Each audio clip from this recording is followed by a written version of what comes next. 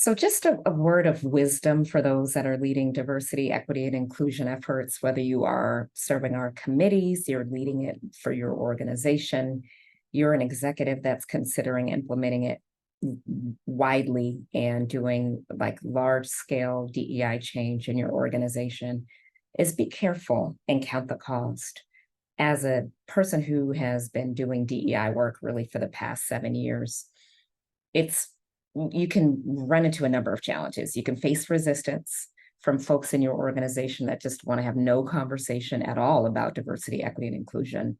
But another consequence that I don't think we are really thinking about is the people who have different views from what DEI work is driving. And DEI work typically is supported by people who identify as liberal or progressive. When I was a lobbyist, I would advocate for equity in education, but oftentimes when meeting in Republican offices, they weren't interested in talking about equity.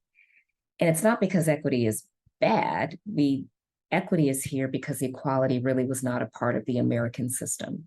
So equity is basically providing an opportunity for people who historically have been left out. But I think what we're missing is, and why a lot of people are pushing against DEI, is because DEI is not truly embracive of all ideals, but it's supposed to be inclusive, right? That's the I for DEI, is this idea of inclusion, but it's not truly inclusive. Because if you have people that show up in an office and say, I denounce pronouns, or I don't believe in pronouns, or I don't want to talk about pronouns, or assign pronouns to my name, they get pushed against, or they get labeled, or they get looked down upon because they don't believe in pronouns. Or if somebody comes into an office and says, well, not only do I not believe in pronouns, but I don't truly believe that we live in a racist system. Now, whether or not there are facts that might point to that, if they say that, they're shot down.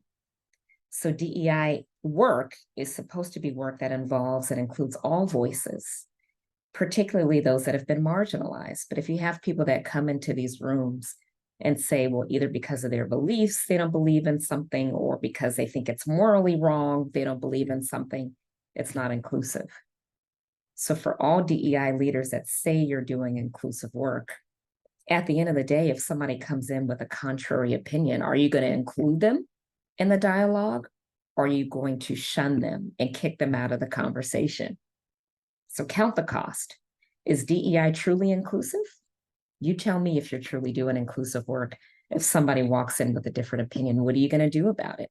Are you going to invite them in or push them out?